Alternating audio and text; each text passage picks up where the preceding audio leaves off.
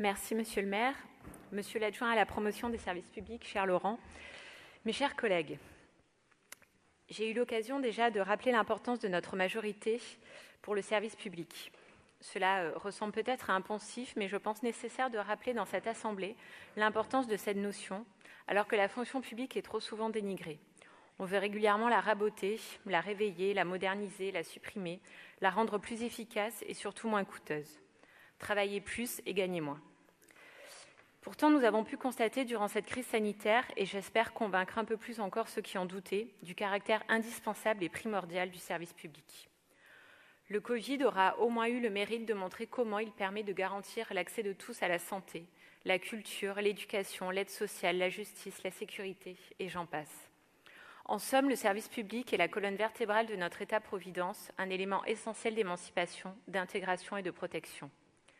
Cela, notre majorité en a bien conscience et nous savons que le service public, c'est avant tout les femmes et les hommes qui le font vivre au quotidien. Sans eux, pas d'école, pas de culture pour tous, par tous et accessible à tous, pas d'espace vert, pas de politique sociale. C'est la raison pour laquelle, dès notre prise de fonction, notre majorité a pris l'engagement d'améliorer les conditions de travail de ses agents et face au sous-dimensionnement de notre administration, d'investir massivement dans ce domaine.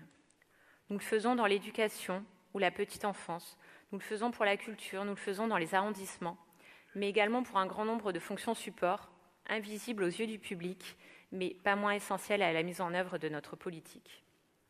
Car c'est bien de cela dont il s'agit. Il ne suffit pas de déclarer vouloir mettre en œuvre la transition écologique et sociale, encore faut-il s'en donner les moyens. Et c'est ce que nous faisons, car les agents de la ville sont le bras armé de notre action. Sans eux, pas de PPI et donc pas de transition. C'est pourquoi l'intégration de nos nouveaux agents est essentielle, notamment pour le premier poste d'investissement de notre mandat, l'école. Cela nous permettra d'accompagner l'ouverture ou l'extension de nouveaux groupes scolaires, notamment dans un contexte de démographie en croissance dans plusieurs arrondissements, ne vous en déplaise. Ainsi, ce sont une 50aine de postes qui seront créés pour donner à la ville la capacité d'agir et de mettre en œuvre son action, notamment dans le domaine de l'éducation, mais pas seulement.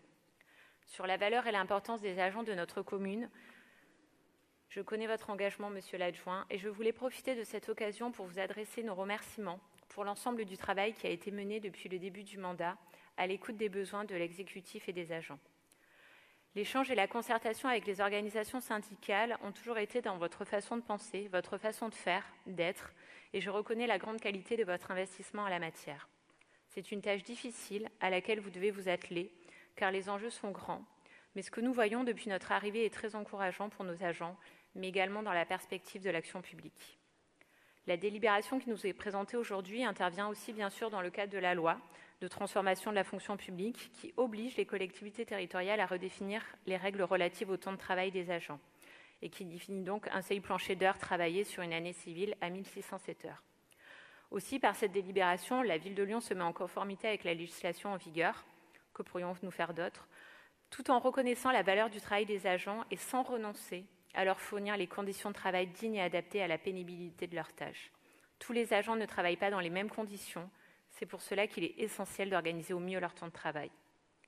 Mais nous portons également notre engagement au-delà de l'organisation du temps de travail. Avec une évolution des dépenses de personnel entre 2020 et 2021 à hauteur de 1,8%, nous pouvons voir la volonté de la ville de faire progresser sa masse salariale, mais ce chiffre nous montre dans le même temps les difficultés à recruter de nouveaux agents, avec des postes qui restent vacants plus longtemps, faute de candidats adaptés ou de candidats tout court.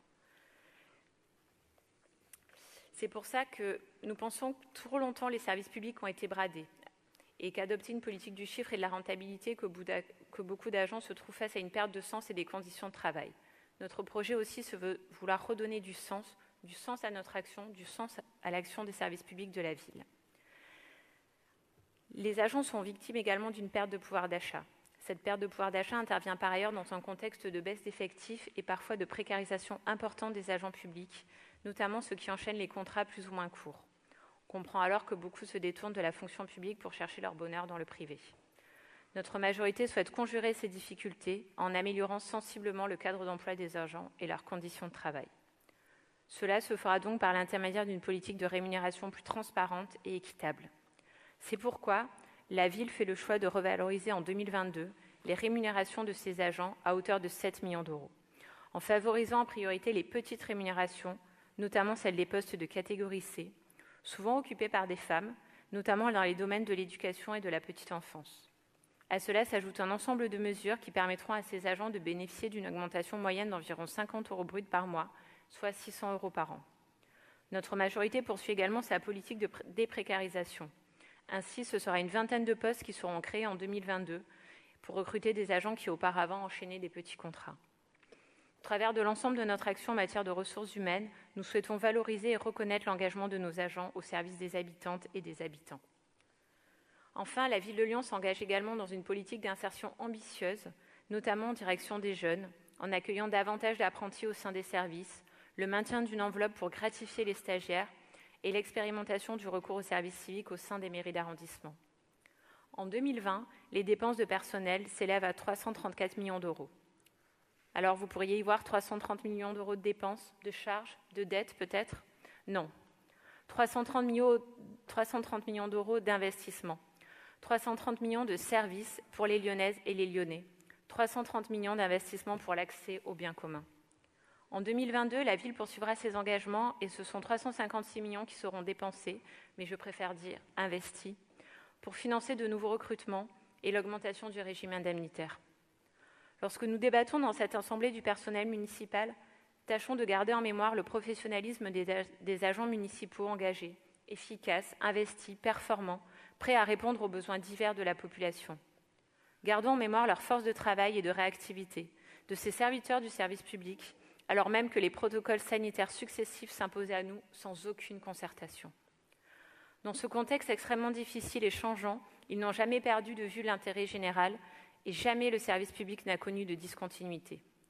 Alors pour leur investissement passé et futur, merci à eux. Cette délibération est une juste reconnaissance de leur action. Nos 3 groupes voteront bien évidemment favorablement ce rapport. Je vous remercie.